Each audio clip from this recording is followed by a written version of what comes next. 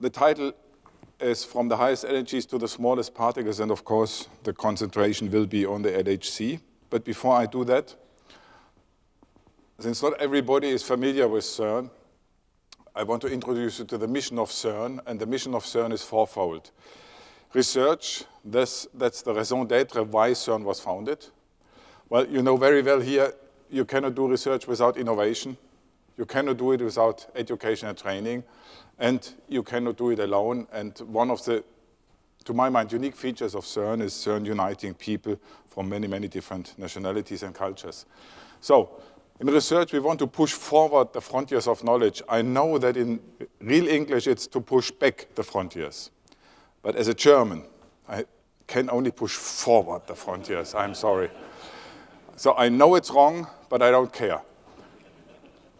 Okay, so we really want to push the frontiers of knowledge, like unraveling at least some of the secrets of the Big Bang. We cannot do this without developing new technologies for accelerators, detectors, and also information technology. The web is a prime example, and since 10 years or now 11 years, the grid computing, but also in medical applications, diagnosis and therapy, there's a lot of outreach, outspill into the spin-off into the society. As Brookhaven, we are a fantastic laboratory to train scientists and engineers of tomorrow, and I think all countries are missing, especially also engineers. And we have a tremendous amount of different technologies where the engineers can be trained. And this is one thing where we have now also a new program for young engineers to come for 2 years to work in engineering areas at CERN. And we unite people from different countries and cultures because we speak just one single language, and this language is science, because science is a universal language. That shows you that science is getting more and more global. This is a distribution of all CERN users by nationality, spot check in April 2012. And you see tremendous amount of countries, and if I have not miscounted, it's either 98 or 99 nationalities which are using the CERN facilities to do their research and to do the engineering. So this is an impressive number. And from the US, we have nearly 1,000 US nationals. If you would plot it as institutes, then the US would be the largest user country of CERN. This is the age distribution of the scientists. And Dun, I told you I will show that because I'm very proud of that. You see, it peaks at 26. So it's really a very healthy distribution of the scientists, starting at very low ages. This is 65, the official retirement age in Europe at least. And well, it goes up to 85. That's fine. I could tell you who that is, but I will not do that. Okay. Anyhow, it's a very healthy distribution, and today we have around 2,500 PhD students in the 4 big LHC experiments performing their PhD all over the world in the universities. Now, these people, especially the PhD students, do not all stay. Where do they go? And we made an inquiry at the time of Opel, so around 10 years ago, and you see the first employment after obtaining the degree was for more than 50% in industry. Now, we are now updating this with the LHC, with the PhD students from LHC, and soon I will have an update on these. But it's very, very nice to see that at least 50% are immediately going in their first employment into the private sector. And this is a distribution where they go, and they are distributed over many, many different sectors, which shows that particle physics or nuclear physics is a very nice training ground for many, many areas. Okay, but they are coming to CERN because they want to assess one of today's scientific challenges, namely to understand the very first moments of our universe after the Big Bang. And you see here the Big Bang. The universe was very hot, a very dense, small area, and it has developed over roughly 14 billion years up to a size of 10 to the 28 centimeters of today. And here you see the cosmic microwave background radiation. It's shown here again on a ruler from the Big Bang. I put 10 to the minus 32 centimeters up to 10 to the 28 of today's size of the universe. And you can now look into the history of the universe through telescopes looking into the large scales. So like space-based telescopes or ground-based telescopes. Now ALMA was inaugurated, I think, a few weeks ago. And AMS is the only large scientific instrument on the International Space Station. And at CERN, we have the Payload Operations Center. That means all signals to AMS come from CERN, from this operation center, and all data from AMS go back to CERN, where the scientists are sitting 24 hours per day, 365 days per year, because the cosmic rays don't make any shutdown. And that's an advantage for the accelerators, by the way. Okay, so you can look into the large scales. But with the large scales, you get only as close as roughly 300,000 years towards the Big Bang, because in the first 300,000 years, the universe was still so hot that no information in the form of photons could get out. So you only get up to 300,000 years to the Big Bang. Now, then you have to go to the other direction, to the small scales. And the small scales, you need a super microscope, and the LHC is nothing else than a super microscope, investigating the very small scales and the very short times after the Big Bang. And with the LHC, we get roughly to 10 to the minus 12 seconds or 10 to the minus 13 seconds towards the Big Bang. That means a millionth of a second after the Big Bang. Nobody else gets closer to the Big Bang than the experiments at the LHC. Now, I was assuming that there would be also some people from outside the lab. So what is the role of accelerators? Well, first of all, high energy. With high energy, you can resolve the inner structure of matter.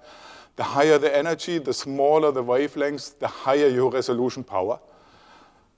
The higher your energy, the higher mass particles you can produce. That means you can not only resolve better the inner structure of matter, you can also produce new particles with a higher mass. And in contrast to the cosmic rays, you can accumulate high statistics. In our terminology, it's high luminosity. That means you can do precision measurements because you repeat these measurements all the time. Now, how do we do the acceleration? Well, you have a 1 volt cell, for example, plus pole, minus pole, the proton accelerated through here, then it gains the energy of 1 electron volt. Now, the 1 TeV is 1000 GeV, is a 1 with 12 zeros e volt, 10 to the 12 e volt. The LHC energy is 2 times in the design, 2 times 7 TeV, which means 2 times 7,000 billion batteries, or it would be 14 batteries per star in the Andromeda galaxy. Now, people here from BNL, they know that when we do it differently, we do it more intelligently, but this gives you I include you into that. But that gives an idea about the amount of energy you need in order to do that. Okay, so back to science. It's fantastic here. If you study the physics laws of the first moments after the Big Bang, on the small scale, particle physics, or on the large scale, astrophysics, astroparticle physics, you have a fantastic symbiosis between the two, and also, of course, between the two and cosmology. So this is something which really also triggers the young people, fascinates the young people, and brings them into science. And afterwards, as you saw on these statistics beforehand, they go somewhere else, but at least you trigger, you fascinate them, you catch them, and you get them into the university.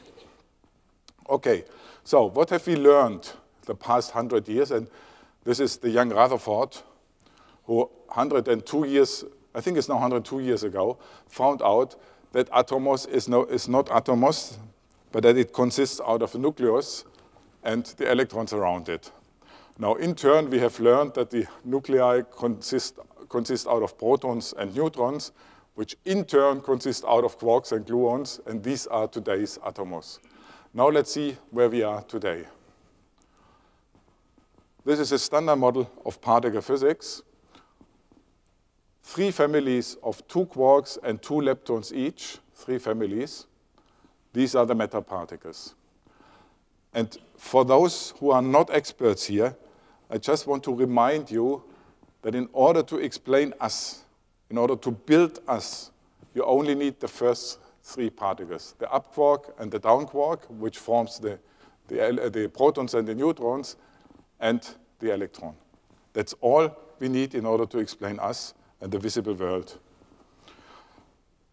Now, between these particles, there are forces through which the particles communicate. You have the different forces, like the electromagnetic force. The photon is the carrier of the electromagnetic force, which is needed, for example, in order to get the atoms stable. The gluons are the carriers of the strong force, which is, for example, responsible in order to keep the nuclei together. And the Z and the W are the carriers of the electroweak force, which is, for example, responsible for some of the processes in the sun. So that's the standard model of particle physics, and I have learned that at least one person from the chemistry department is in here. Nonetheless, I say what I usually say here. This is much easier than chemistry, because the periodic system of the microcosm contains much less particles. Yeah? So the periodic system is much easier. This is why I studied particle physics. Okay. The problem we have is that this standard model was tested over decades with high precision. However, we could not solve one of the crucial questions, namely, how do elementary particles acquire their mass? And this last cornerstone of the standard model has one possible solution. You define the mass through inertia. That means as a property of particles with the energy, with a certain energy E, to move with a velocity normalized to the velocity of light with this formula. That means with a massless particle is always moving with the velocity of light. Even neutrinos follow that. Okay, that was supposed to be a joke, but okay. Okay.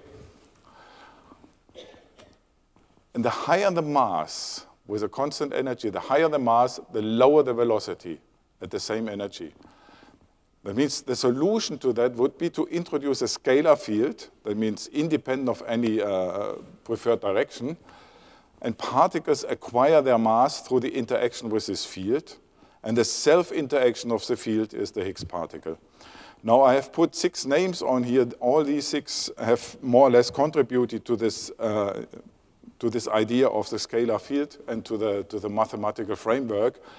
And the question, why is it then called Higgs particle? Because as far as I know, only Peter Higgs had in his paper mentioned explicitly the appearance of a boson. And the funny thing is that in his first paper, he did not mention it, but this paper was refused. And then he resubmitted it and mentioned the boson, and that paper was accepted. Okay, fine. So for the non-experts now, okay, so this is now the Higgs boson, which is the basis of the whole standard model. And it was, at least until a year ago, the last missing corner or bridge stone of the standard model. Without this Higgs boson, the whole thing would not work, would just not work. And actually, without this thing, we would not exist. We would not exist, because if the particles are all massless, they would all fly around with a velocity of light, and there would be no chance to form bound states of matter. Therefore, we would just not exist. And I want to illustrate this for the non-experts.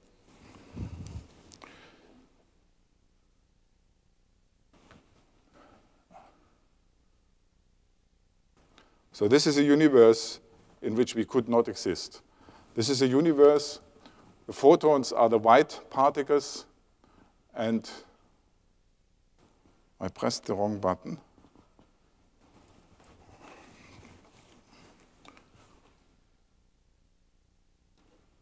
The photons are the white ones, if they come back.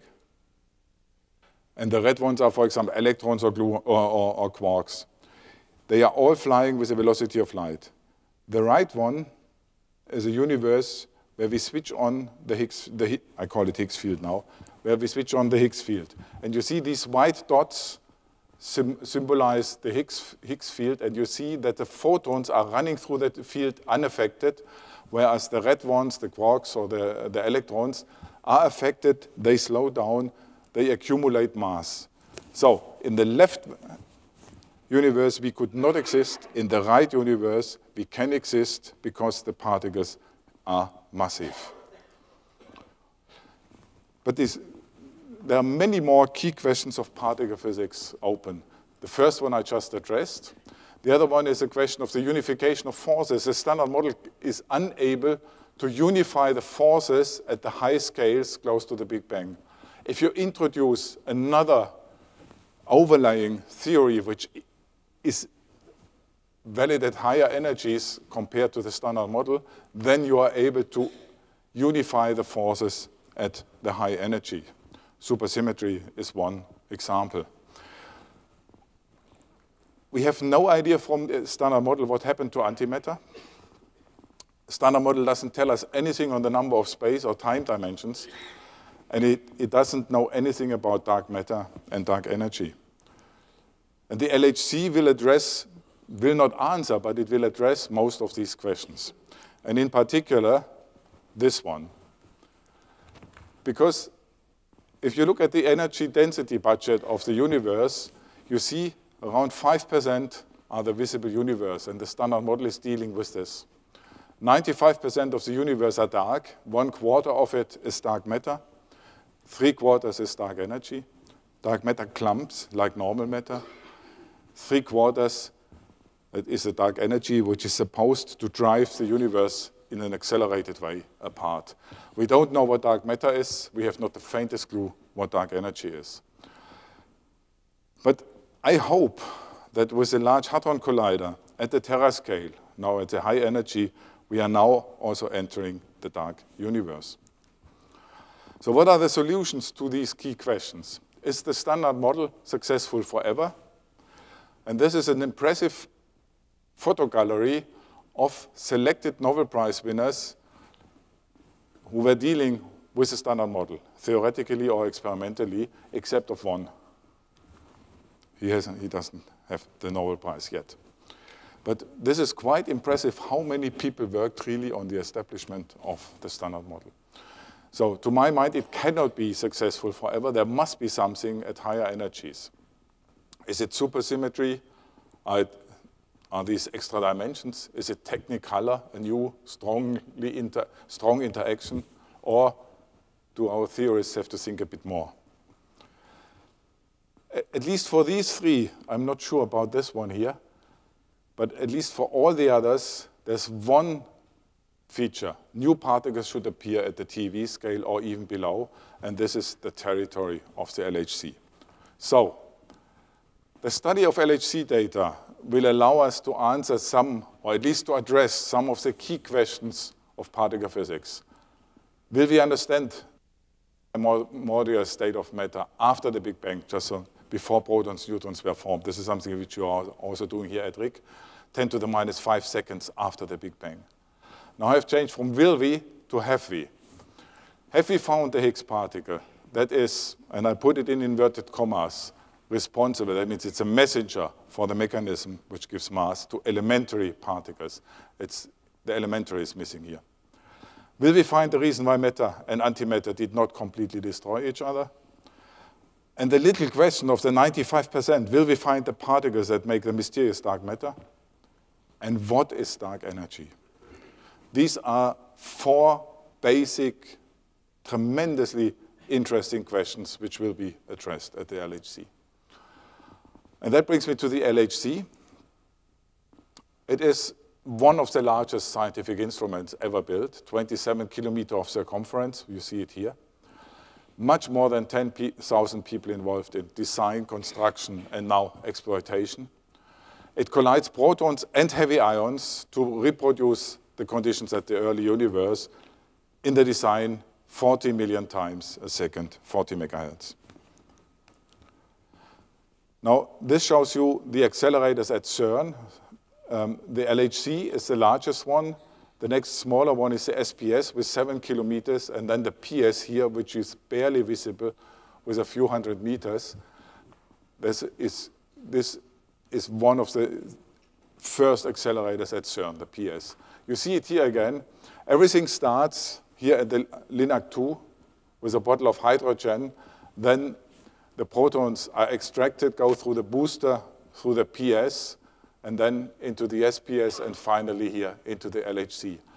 And at all these different accelerators, the booster, the PS, and the SPS, we have other experiments. In particular, you know very well here at the AD, we have the anti-hydrogen experiments at the anti-hydrogen anti-proton decelerator here. We also have a facility for doing nuclear physics at NTOF or at Isolde, and also a test facility for a new E+ E- accelerator. So, how do we do that in the LHC? We have two beams of protons running clockwise and anti-clockwise within two vacuum pipes. In each packet here we have around 100 billion protons, and we have in the design phase 2,800 bunches of these 100 billion protons each running clockwise and anti-clockwise. Now, in 2012, we were not running with 2,800 bunches, but only with 1,400 bunches with a 20 megahertz crossing rate. We were also not running at the design energy of 14 TeV, but with the energy of 8 TeV, that means 4 TeV per beam. Now, once you have these 100 billion protons, you have to squeeze them at the interaction points where you have the experiments. And then, if you're lucky, some of the protons are colliding, and typically around 20 protons on average are colliding within one packet collision. So you have then the colliding protons. Now you know the protons are consisting out of quarks and gluons. So you have interacting quarks and interacting gluons. And out of the interaction of the quarks and gluons, you produce new particles, and you measure their decays and their decay spectra. And out of this, you produce your physics.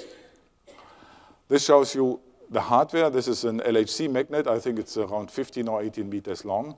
It's then transported to the position where it has to be put in place. Here's one of the quadrupoles, which is put into place, aligned. And then finally, you have to connect the magnets in place. And these are the high current connectors, and we have 10,000 of these high current connectors. One of them was faulty in the year 2008, which caused us to do the repair and improvement in the year 2009 before we could restart. And this is also why we now have the shutdown, to reinforce all 10,000 of these connectors and to redo roughly 10–15% of them because they are not good enough. And this is a tremendous amount of work in order to get up to the 14 TeV design energy. This is why we have a nearly 2 years shutdown. The main work is on these connectors. And this is the accelerator, how the DG likes it, because then nobody is there, everything is closed, and we can take data. Now again, for the general public, the LHC is one of the coldest places in the universe because we run it at a temperature of -271 Celsius, or just 1.9 Kelvin above absolute zero. So the LHC is colder than outer space. At the same time, it's one of the hottest places in the galaxy because the collision of these two protons produce energies or temperatures much, much higher than those in the center of the sun. It is the energy density, because the energy of the two protons is like, if they hit each other, it's like a mosquito in full fly hitting a mosquito in full fly. You will agree that you never get close to the Big Bang with two mosquitoes hitting each other. It is the energy density, that means the energy divided by the area of the proton, which gives you this very, very high temperatures, which brings you close to the beginning of the universe. In 2010, we started a new era in fundamental science with the exploration of a new energy frontier at that time with 7 TeV, 3.5 and on 3.5, with proton-proton, and later with heavy ion collisions. We have 4 big experiments at the LHC, ATLAS and CMS, the 2 omnipurpose experiments, which are supposed to register and measure all interesting processes at the LHC. We have the experiment LHCb, which is in particular looking into the production and properties of heavy quarks, and therefore looking into the question of the difference in the properties of matter and antimatter, or particles and antiparticles. And the 4th experiment, ALICE, is the one which is dedicated for the heavy ion collisions, which is doing a very complementary investigation of the quark-gluon plasma compared to RIG, for example. So ALICE and the RIG experiments are very much complementary. The point here is that it is absolutely mandatory to have 2 omnipurpose experiments in order to be sure that you have a discovery, for example, like the Higgs. That was very, very important to have the 2 experiments.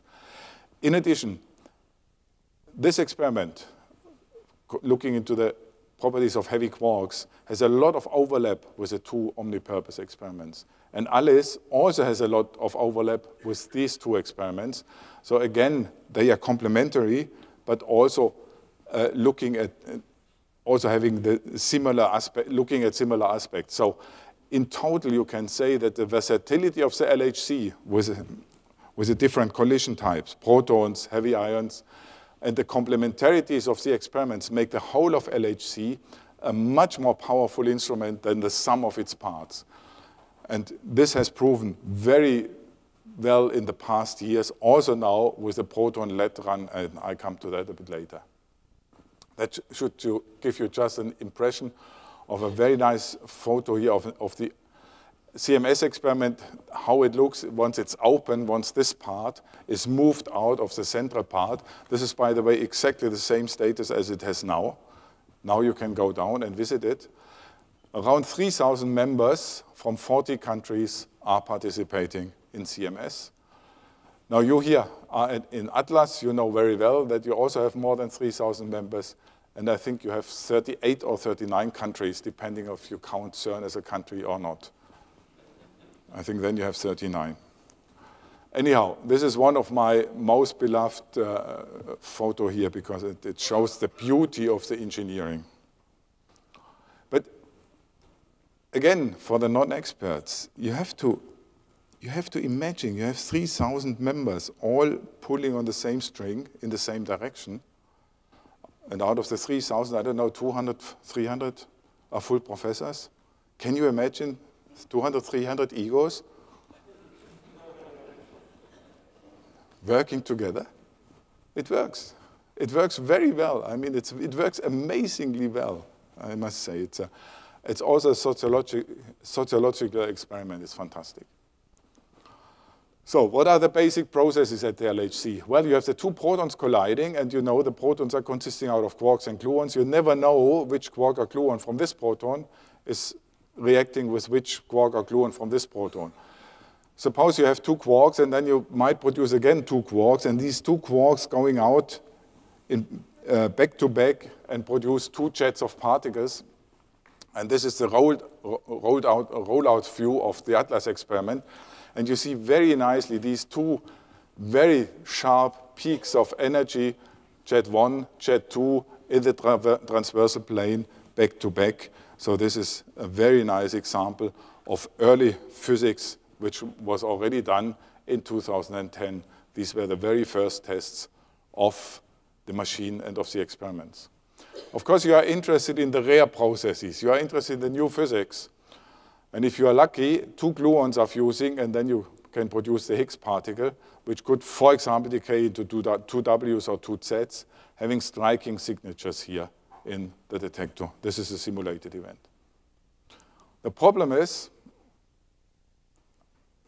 the problem is that I forgot that I wanted to show that. This is how you produce a Higgs. You have the 2 protons, you see the 3 quarks inside with the Higgs field around it. and then you can produce the Higgs particle. This is this white snowball, so to speak.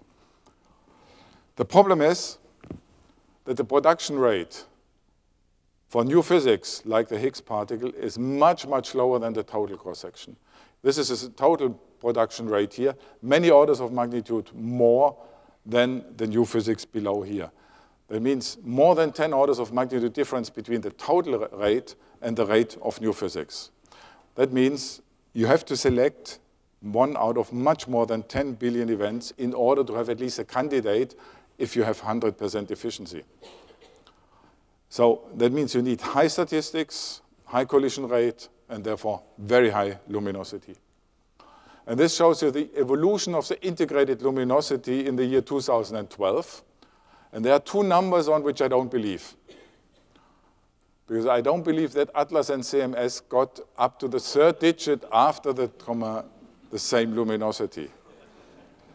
I think everybody who deals with accelerators must say this is impossible.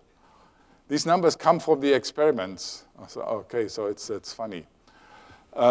LHCb has less, a factor 10 less, because they did not want to have too many multiple collisions. So they wanted to have stable conditions over the whole run, and this is why they have less luminosity. However, the goal was 1 inverse femtobarn, and they got 2. And Alice wanted to have even less because of the TPC. They wanted to have very, very little, and they got very, very little. Again, according to what they wanted. However, the two big experiments, of course, produced a huge amount of data in the proton run, which has to be stored and to be analyzed. Now, again, for the non-experts, 5 inverse femtobarn, if I have not miscalculated, corresponds to 500 trillion collisions. And the seminar on 4th of July was with 6 inverse femtobarn of the year 2012, where we were running with 4 TeV per beam. That means 8 TeV center of mass. Now, if you want to have such a high luminosity, you have to squeeze these sponges very strongly. That means when these 100 billion protons are colliding, then you have several proton-proton collisions within one bunch collision. And this is a very nice example of the Atlas experiment. You see here, this is one bunch collision. And you see you have several different proton collisions here, all resolved. And from this proton-proton collision here, you have these 4 particles coming out, these 4 electrons, 2 electrons, the green ones, and 2 muons, the red ones, shown also here in the rolled out view. This is, for example, also one of the candidates for the Higgs particle. But what it shows here is that these experiments are functioning extremely well. They have a very high granularity in the inner part of the detector. They have very high resolution, and they can resolve many, many different proton-proton collisions within one bunch crossing. And I think the record number I know of is in the CMS detector, 78 proton collisions within one bunch collision. The design value of the experiments was 20 or 25. So this is a great achievement. The problem, of course, for the funding agencies is you have to store and to analyze the data. And for this, we have the grid. And the experiments have produced last year around, or more than, I think they produced around 30 petabyte last year of data. Now, in order to understand what that means, 25 petabyte is the annual LHC data output. 1 terabyte is the world annual book production. So you have 25,000 times the world annual book production. And somebody has to read that. So this is another global collaboration at the LHC. That's the world LHC grid, where we are connected with 170 different computing centers all around the world. And Brookhaven, as you very well know, BNL, has a tier 1 center for Atlas. Now, what do you do with all these data? Now, this is a physics output on the vertical axis, and on the horizontal axis is the time measured in integrated number of collisions in integrated luminosity. You start with very little luminosity, and you start then your journey through the standard model. You look into the minimum bias events, you look into the dye jets. I showed you one of these beautiful dye jets. And then you go into the standard candles of particle physics. You look into W's and Z's, dye top, WZ measurements, then WW, WZ, and ZZ observations. So with more and more luminosity, you go to smaller and smaller cross-sections, and you look in more and more detail into the standard model. And then finally, once you have proven that you understand the standard model at the high energy, then you can go into the discovery phase. And that shows a very tiny part of the ATLAS measurements. And it's amazing. Just concentrate on this plot here. Here you see the production rate, the production cross-section. This is 5 orders of magnitude. Here, the highest production probability is for the W, a bit lower is for the Z, then dye top, single top, WW, etc., up to ZZ. You see the standard model values are the lines in color. In orange, it's 7 TeV. In green, it's the 8 TeV run. And you see the dots, the data, are fantastically in agreement with the standard model. So already with a relatively low luminosity, a fantastic agreement between the standard model and the data over many, many orders of magnitude, many, many different measurements. So the standard model is really holding up at the moment to all these measurements. So these are beautiful precision measurements of standard model processes. So the experiments have now more or less completed their journey through the standard model. Of course, the precision has to be improved in the next years, but at the moment, they have completed their journey, and they have now started to take us into uncharted, into new territory. So what is a new territory? These are the 4 questions which I gave you before. And let's now look first into the one of the primordial state of matter. When you have 2 lead ions colliding, you are not colliding a single proton with a single proton, you are colliding 82 protons and 126 neutrons. That means 208 nucleons with 208 nucleons.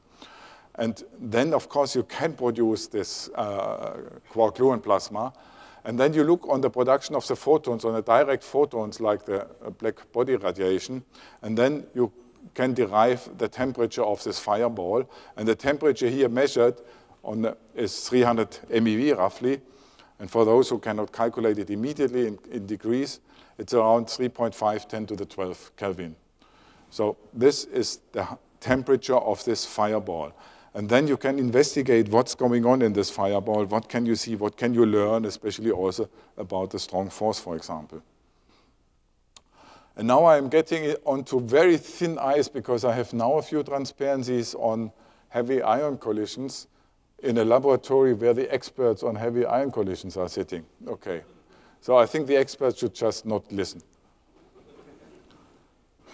And I'm not showing a result from lead-lead collisions, but from proton-lead collisions. This is a run. We had a pilot run end of last year and a run of 4 weeks beginning of this year before we stopped the experiment, before we stopped the accelerator. So this is looking for correlations between the trigger particle and the rest of the event with certain assumptions.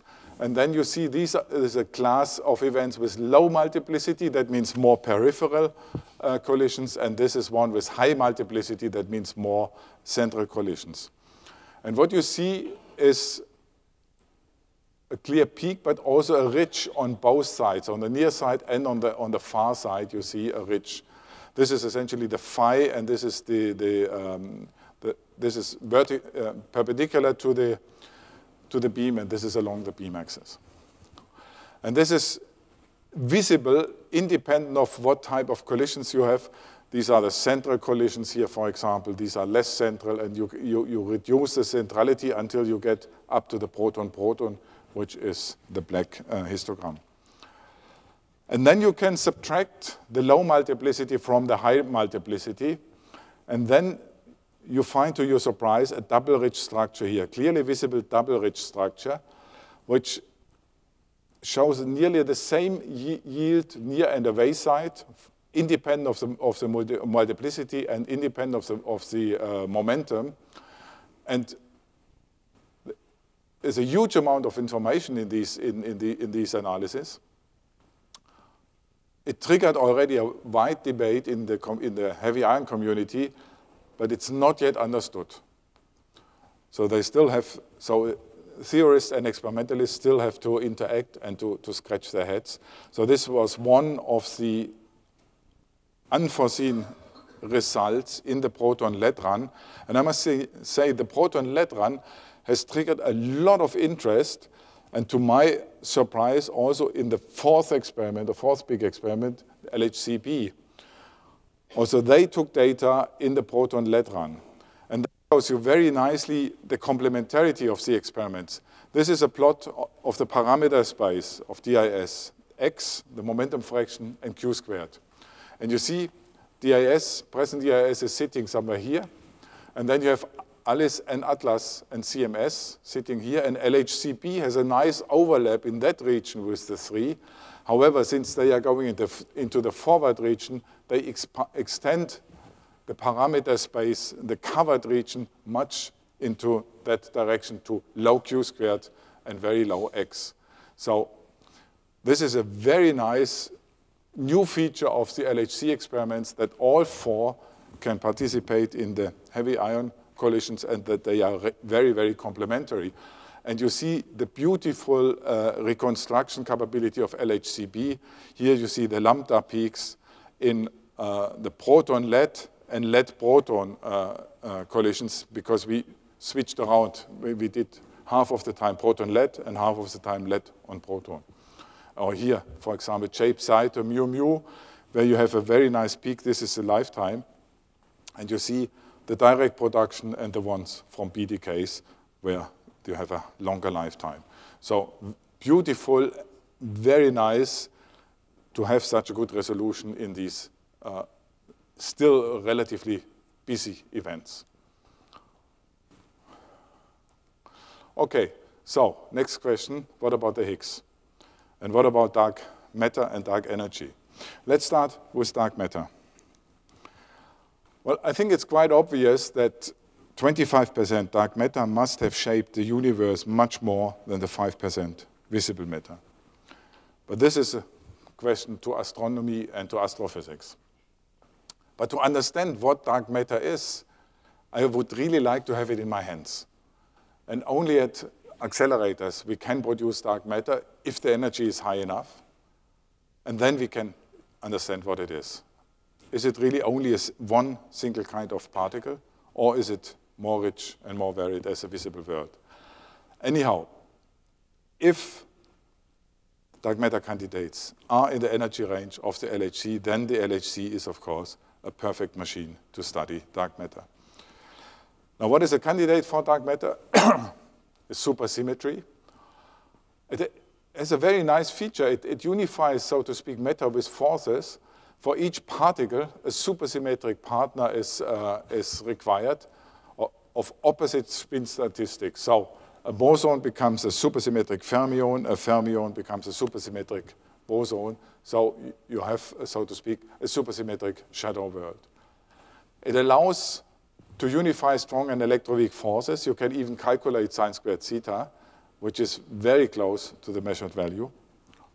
You cannot do that in the standard model. And it provides dark matter candidates, because in most of the models, or in many of the models, and supersymmetry has a plethora of different models, in many of the models, the lightest supersymmetric particle should be stable. And that shows you again, this is the standard model now with a Higgs particle, and this is a supersymmetric part of the world with a Higgsino.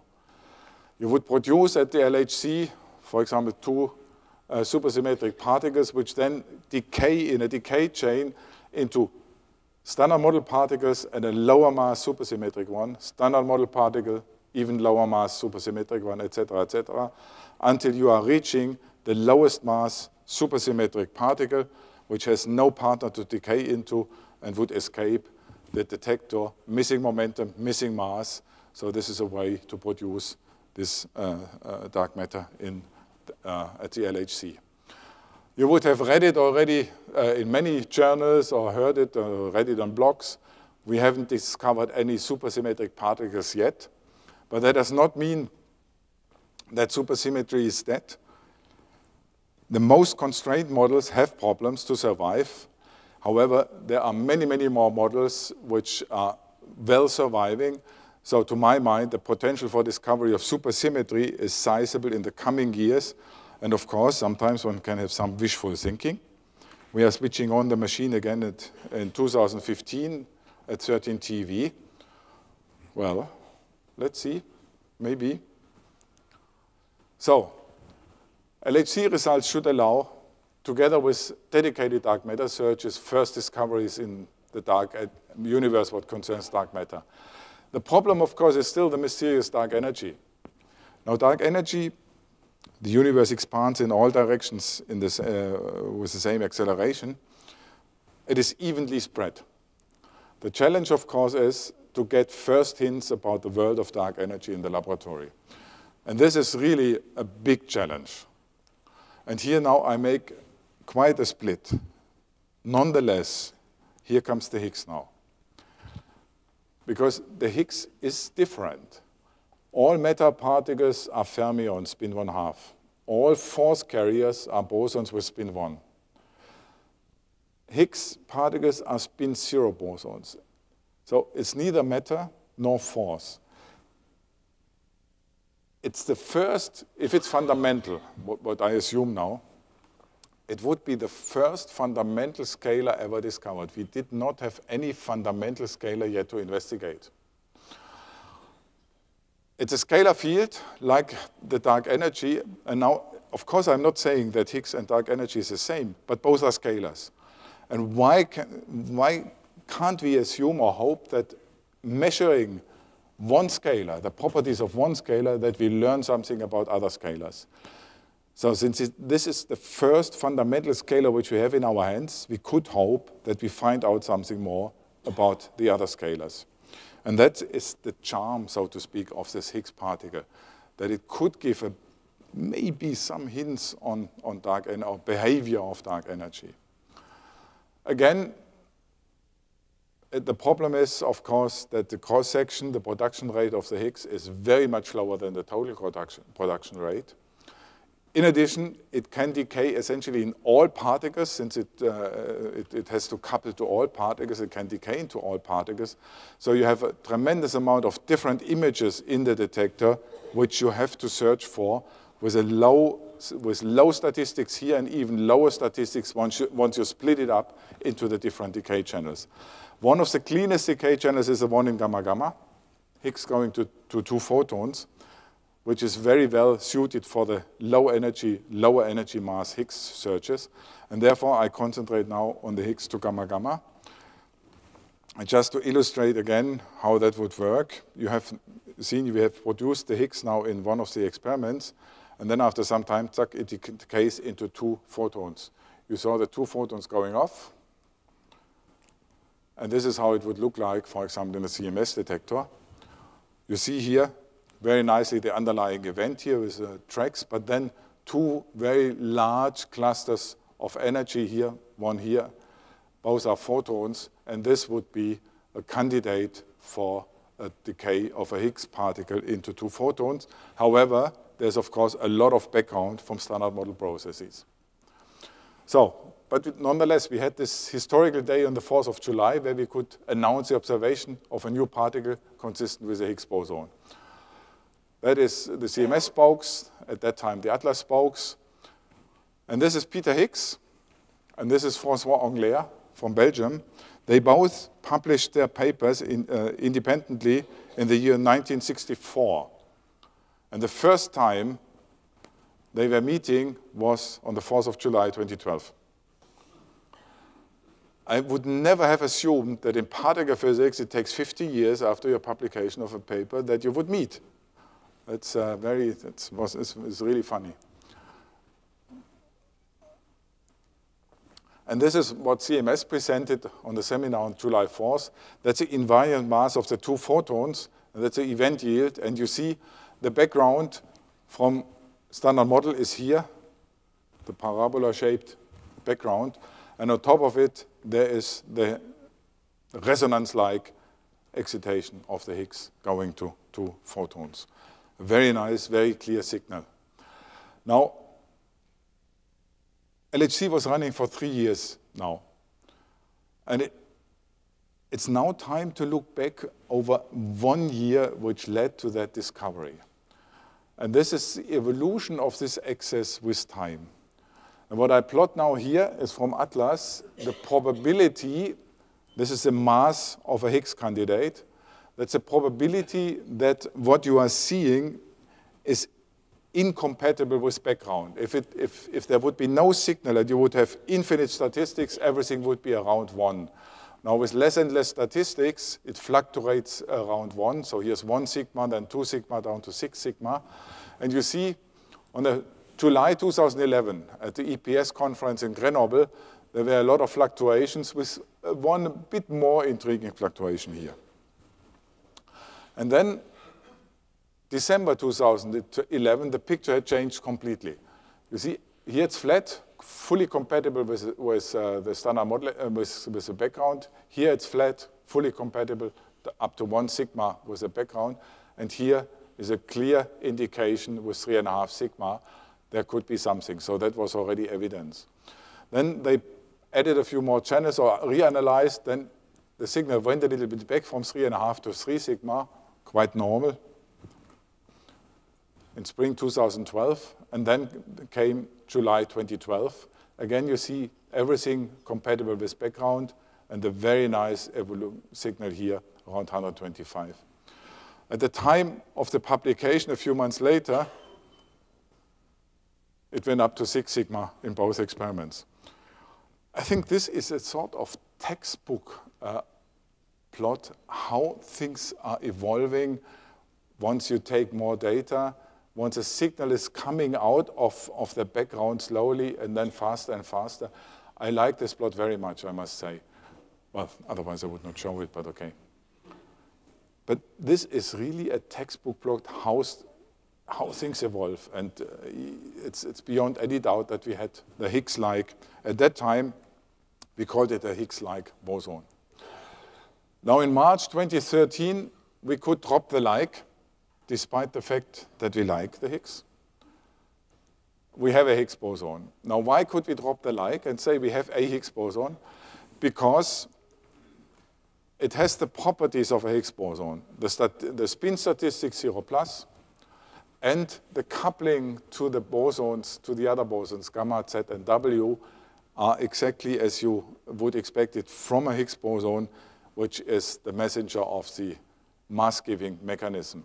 However, we cannot rule out beyond the standard model Higgs, and this is why we cannot say we have the Higgs boson, but we have a Higgs boson because it could still be beyond the standard model Higgs. And it takes much, much more time now in order to investigate, is it the Higgs or is it a Higgs of several? So it's only the beginning. What's next? Well, as I said, it is a Higgs boson, but is it the standard model Higgs boson or is it one of several? Now the fantastic thing is that its properties, that means if it deviates from the standard model predictions, could give information on dark matter, on supersymmetry, for example. Its properties could give, as I explained beforehand, maybe first hints on dark energy. So in principle, with this new particle in hands, we open a completely new window of investigation in particle physics. And of course, sometimes also director generals may have dreams. My dream is that our understanding of the universe is about to change with this particle now in hands. And what we have set up is now a roughly 20 years program at the LHC, a program beyond 2030. The next steps are the following. The data taking 2010 to beginning of 2013 at ATV has terminated. Data analysis is still in full swing. Now LHC and the whole accelerator chain at CERN are being maintained now and also improved during 2013 and 2014. In particular, as I already said, all the 10,000 high current connections between the LHC magnets will be reinforced. In 2015, we start the data taking at 13 TeV, slowly then going up to 14 TeV. So I hope that we can, well, in January we will start with the commissioning of the machine, and I don't know how long it takes. We have to keep in mind it is a new machine then. It will be absolutely a new machine. And it might take 3 months until we have the first pilot run, maybe in April or so. So we had a remarkable year 2012. This is the physics letters with the issue with CMS and Atlas result. But what was even more remarkable, and which is continuing since July 2012, is that the general public is very much interested. And I personally like extremely much this Economist front page. Why? Because it does not talk about physics or particle physics. It talks about a giant leap for science.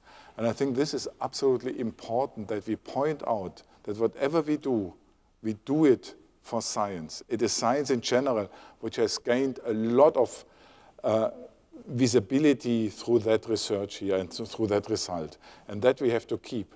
And this is still ongoing. There is still a lot of media interest going on about this research.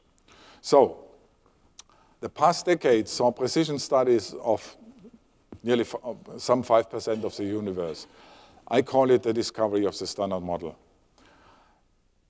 The LHC delivers data, well, not at the moment, but it has delivered data, and we have a discovery.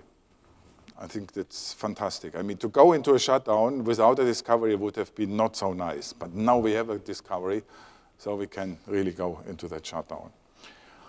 I think we are now just at the beginning of 95% of the universe. And for me, the future is bright in the dark universe. Thank you.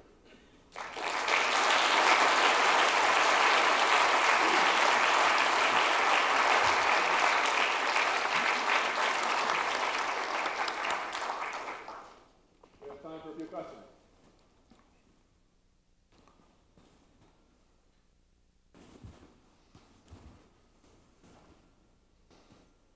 Well, it's always the same when you have a reception afterwards. A question. So you said that you have plans until 2030, but you didn't really tell us more about those. Well, we were now running for 3 years.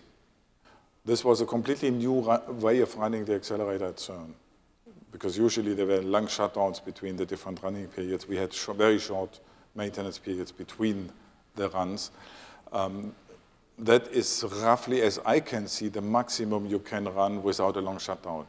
So what we are planning at the moment is 2015 to restart, 15, 16, 17, then have another long shutdown in 18, and then run 19, 20, 21, have a very long shutdown in 2022, maybe /23, where we then have a high Lumi upgrade, because then you saturate somehow, or the luminosity doubling time becomes too long. Then we really want to improve the luminosity, and then go on beyond 2030, or roughly up to 2030, and to have altogether the canonical number of, let's say, 3,000 inverse femtobarn. At the moment, we have 30 inverse femtobarn. The original design was 300, so for LHC, and we want to go to 3,000. If you only look at the Higgs, then you need as much as this in order to have a little bit of access, at least, not very, very precise, but to the triple Higgs coupling. This is also one of the parameters which you would like to measure. But then, of course, you have many, many other things. But that's roughly the way we see it. And I think with 3,000 inverse femtobarn, I see no reason why not to challenge the next managements. I mean, that's okay, they have to deliver them.